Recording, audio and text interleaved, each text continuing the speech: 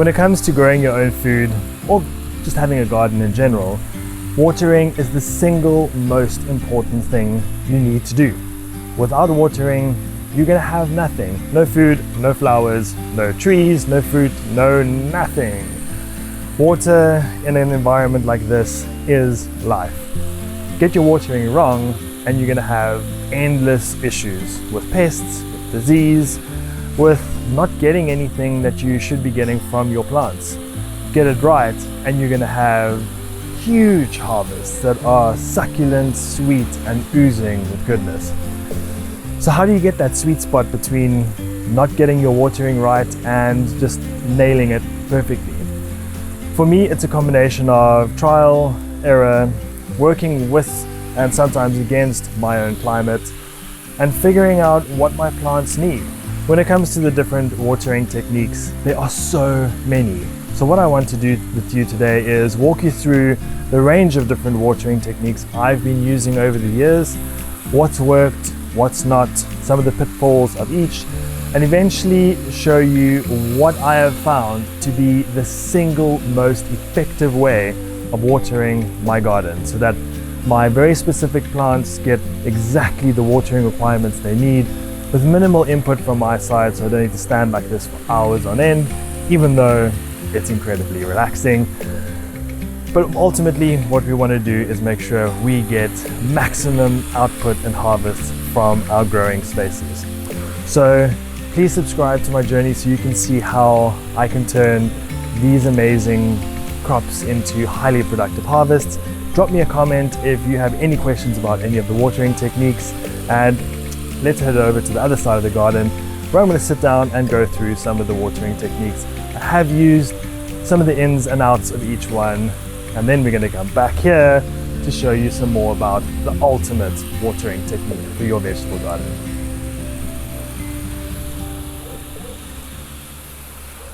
Let's take a deeper dive into some of the watering techniques I've deployed in the garden to show you what works, what hasn't worked. The garden is looking pretty bare because what I have done is I used winter to redo this section to get a little bit more structure, be a little bit more organized, so that I can seriously ramp up what I'm getting. Beautiful purple cauliflower here. But in essence, this is the perfect time to be able to redo your irrigation in line with what you want to ultimately deploy. When your beds are full and packed, it's quite hard to redo irrigation. So consider irrigation and bed conditioning, planting hand in hand, just so that you don't struggle too much. So I see watering as two categories: ground-based and overhead, if that makes sense. Basically two different layers. You get so many different types of watering techniques, but I think to make it as easy as possible, let's look at water that comes from above and water that comes from below. If we start off with watering from above, there are a few different options. The one that I just spoke to you about now, which is the trusty old hand-hold sprayer. This is obviously a really cool idea and a really cool technique. I often use it, especially when I want some peace and quiet and just to reset after a rough day or whatever the case may be. It's a really nice way to just spend some time in the garden, look at things. But what I would suggest is use this selectively. I would do this maybe once a month. Nothing more than that, because the plants can do with a wash off of the leaves. By washing them off, you're getting rid of dust and any dirt that's sitting on the leaves, which makes them less effective at photosynthesis. Let's try that again. Photosynthesis. So I would suggest using this every now and then, but not regularly, because overhead spraying does promote the spread of bacterial and fungal spores. Whether it's from leaf to leaf or from ground up, there are quite a few issues associated with this, but don't get rid of this altogether. You then have one of these sprayers which basically lets water go from side to side to side, shoots it up in the air, and very closely mimics rain. This is also a really good option if you want to just leave it. The only problem is it just sprays water everywhere. You can't target where you want to go, so there's a lot of wastage. Why this just outright does not work for me where I am is in summer we get a lot of wind. Something like this that mimics rain and fine water droplets ultimately results in the water going everywhere else except for where you want it. Water gets blown away, so for me, just something that's not viable at all. The same with these. These are your good old sprinklers that as kids we always used to stick them down, run through with or without clothes on. But I'm pretty sure everyone watching this would have some kind of childhood recollection of running through sprayers like this in the garden. For lawns, things like that, these are very effective. As with the other one, the exact same principle applies. As soon as these go up, the wind comes, swirls it around. However, with this specific one, I find the biggest problem is if you put it down and it sprays, it leaves a massive circle or radius where there's just no water. It waters on perimeters. So you could, for instance, put it in a pathway like this and it'll water the sides without the pathway getting wet. So quite hard to water accurately and effectively with one of these. But yeah, something I have also used, but I'm not getting rid of either of these two because the kids in summer absolutely love running through them. Okay, what is another overhead option? We all know what these are. These are the microjet sprayers.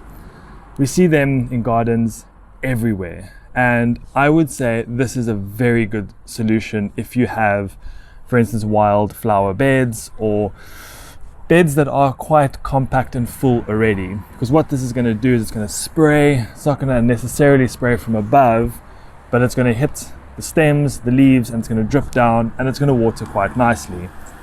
In a vegetable garden environment where your crops are constantly changing, for me, this isn't very effective. Firstly, because once again, it is spraying water and you don't know where it's going. You can get the ones that spray down and they're mist down, but then you need to get your overlapping perfect so that the one sprays over the other one, because exactly the same principle applies as the sprinkler where you're going to have a dead zone of no watering because it's spraying outwards. So your positioning and spacing needs to be spot on with these for them to be effective. If you have a market style garden, these are very effective because you would be spacing them quite evenly and you will be getting your rows perfectly watered without much wastage. But once again, if you have any inkling of wind, these just create huge wastage. So that's why this for me is not an option. Then we have full-on garden irrigation. These are the ones that come through the pipes and you can adjust them at angles, at heights, at volumes, all of that stuff. And you just switch it on and it waters everywhere. This is also quite a good option, and it is a technique that is very much deployed by most landscapers. Once again, for normal gardens, normal gardening, it's very effective. But when it comes to vegetable gardens, it might not be as effective because you are once again just spraying. Where you need to water very often and quite specifically to plant needs, this spray and pray approach is not very effective, and it just is not a good use of space either. So for me, I've used these and I found them to not be very effective. Once again, with wind, it does blow, but it's not as bad in wind because the streams are a bit bigger, the droplets are bigger, so they don't get blown around as much. But once again, like I mentioned, it's just the indiscriminate watering everywhere as opposed to in very specific spots. There's one more, which I don't have here because it's in the garden on the sides, and I'll layer some footage over so you can see it. And those are impulse sprinklers. Those ones where if you've driven past the farm, you've more than likely heard it and seen it go the one that goes around. Now for me, I personally love those. Why? First and foremost, the baboons hate them. And we have a big issue with baboons coming into the garden. So now what I'll do is, as soon as the baboons are in the area, I'll switch that pulse irrigation on, and literally the whole troop walks straight past and they have no interest. They know that there's a lot of juiciness and yumminess in this garden. But with these impulse sprinklers, they don't even bother. They absolutely hate it. Also, why I like those is you get a lot of control, height, width, spray, all of that, but the reach is significant. So I have two of them over there. Those two overlap and they spray this whole area. So what I will do is, like I mentioned with this one, it's the once a month watering. I'll do that on the other side garden where I don't have the pulse sprinklers, and give the leaves a good wash. For this side, I'll put those on for pretty much exactly the same reason. Give the leaves a good cleaning, but most importantly is to actually water and feed my pathways. I have thick layers of horse manure, or horse bedding rather, all the way in my paths. It's free, it's highly nutritious. There are mushrooms popping up everywhere, which is an indication of very, very healthy underground soil life. You'll see I am surrounded by trees, olive, banana, pear, grapefruit behind me. This is a cara orange, there's a lemon, lime, apricot, figs, you name it. So this is basically a food forest vegetable garden. Now, if you've watched some of my other videos, you'll hear I'm a very big fan of maximizing your space with, for instance, planting fruit trees inside vegetable beds. But if you're just watering your vegetable beds, the roots of the trees are spreading beyond the beds, which means if you are not treating your pathways as living pathways, your trees are going to suffer because they're not going to want to extend their roots outside of the bed, because this is going to be dead, dry, non-nutritious soil, which means you're not going to get great fruit production. If you take the opposite and you start heavily investing in your pathways, your trees are going to want to get out of the beds, which is great for your vegetables. They're going to look for all the nutrients in the pathways. So the pulse sprinklers for me is a great option to give all the pathways and all the mulch a really good watering at least once a month, so that we can keep all the microbes and all the living organisms fed, happy, multiplying, and feeding the soil. Now let's look at the two options I've used for underground or ground level watering. They're pretty much both the same thing, but they're variations. That's drip irrigation. Now, drip irrigation is a topic that is very widely debated, discussed, and I have my own views on it. Some people might agree, some people might disagree, and that's perfectly fine.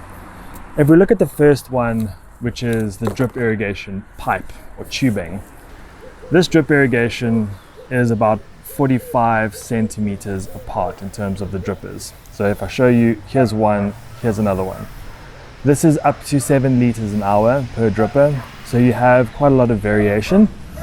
However, and I found this from the last summer, this is for me a very, very ineffective way to grow crops in urban spaces where you need to seriously maximize what you grow in certain spaces. Why? And this is the most important part, is my why. Because you have a dripper here and a dripper here and nothing in between. Yes, how drip irrigation works is it drips here and then it starts going underneath. But if you have something over here with a relatively shallow root base, it's only going to really start reaching the water from 15-20 centimeters down. And then you already have other plants around this absorbing water. So anything within the middle third of your two drippers, I have personally found to not be very high yielding.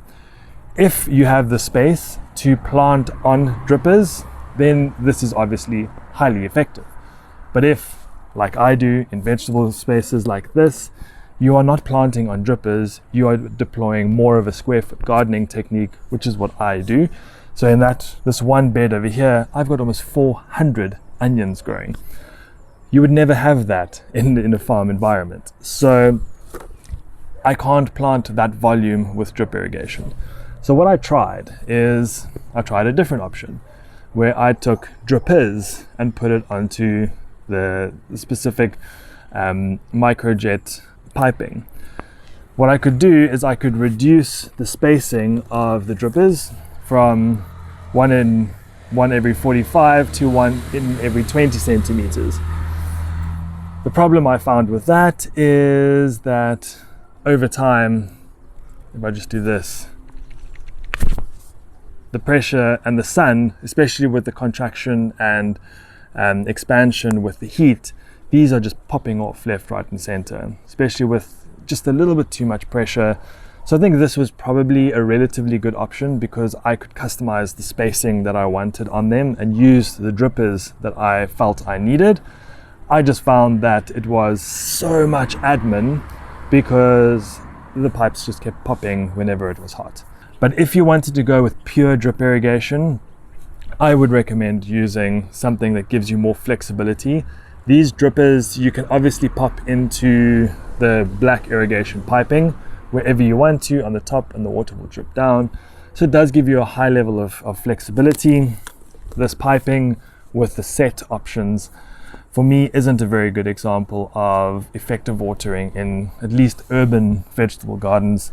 For orchards, for market gardens where you can space things out, once again, highly effective. So it's all about knowing your space, your growing conditions, what you want to get out of your garden, and then also how the watering is going to be needed to ultimately complement what it is that you're growing in the garden.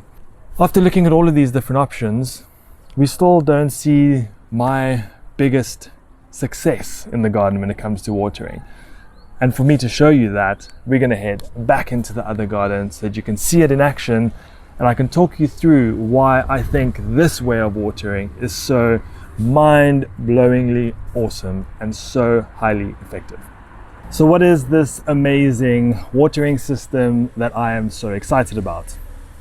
It's on right in front of me, and you can see there's no water being wasted. It's taking no effort from me. And when I bring you in close, you're going to see every single drop of the surface is being watered.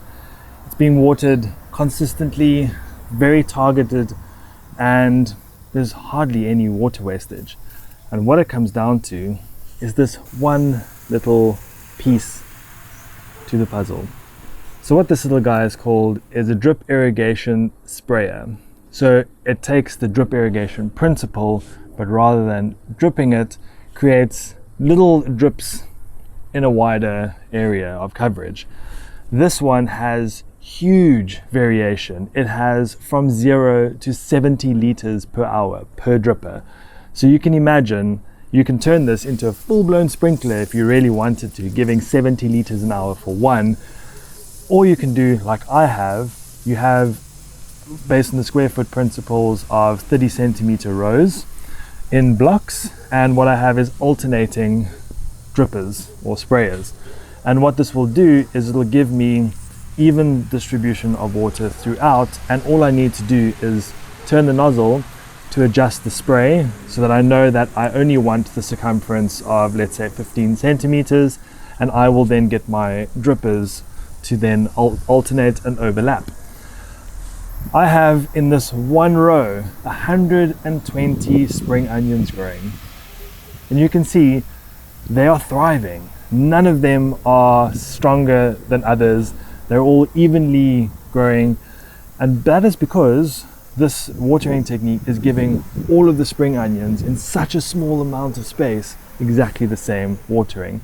If I used drip irrigation here, I can guarantee you more, if not the entire middle row of those spring onions would not be nearly as big as the rest of them. I've also seen people use bubblers. It's exactly the same principle of not having a drip, but rather things bubbling so that you get a slightly bigger circumference at the base of the drip so that you get more coverage in the ground. This serves very much the same purpose as a bubbler. And what's really cool is the top part can just be screwed off if it gets clogged, and you can clean it or replace it. You don't need to take the whole dripper out. Unlike drip irrigation piping, if those get clogged, it's quite a mission to clean them, if you even can clean them completely. So this is my magic ingredient. So as the garden waters itself behind me, what do you need to be able to create a setup like this that is going to give you the ease of watering with the effectiveness of getting the water wherever you need it? Firstly, you're going to need a bag of these drippers. These, like I said, are the adjustable drip irrigation sprinklers with a 0 to 70 liters per hour output. I'm going to pop a link in the description for you so you can do your research, find alternatives or whatever it may be, but in essence see what it is. Like I said, these are very similar to bubblers, so you can also look at bubblers, which are also going to give you that slightly wider spread. You're then going to need punch so that you can punch into. What else you need is black piping. This is just 15 mil irrigation piping. You're going to need a punch. You're going to punch a hole in, pop a dripper in. You're going to do that in the intervals that you want. I worked on 30 centimeters, which is the width of a square foot gardening bed. And what I did then is I'll have one.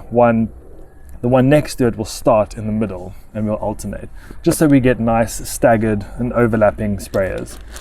Then you need some joins, T-brackets, L-brackets, just to be able to send your pipes out.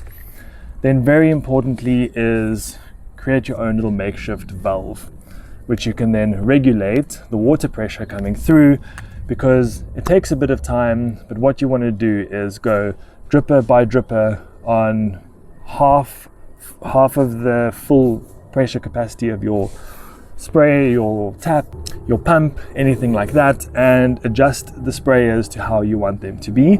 And then each time you switch it on, you can then use the pressure regulator to then get exactly the spread of water you want, because obviously the more pressure you put in, the wider they're going to get, the less, the smaller. And you don't want to keep having to adjust every single sprinkler, so adjust it once and use something like this, which is just a couple of pieces put together, really cheap, which is going to save you a lot of time and effort. And that's all you need. You'd need some stoppers. I'm just using cable ties to close off the ends.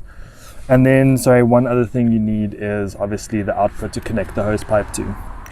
It's really, really, really simple to make. It takes a bit of time, but as we all know, good things come to those who put in effort and are willing to wait just a little bit longer than that instant gratification. If you enjoyed this video, you found it useful, please consider subscribing so you can see how this growing garden turns into what I'd like to think the Garden of Eden. Please drop me any comments, any questions you have about any of these watering techniques, this one behind me in particular. And if you enjoyed this video, please give it a thumbs up and please spread it out to like-minded growers so that we can all grow more effectively together as a community.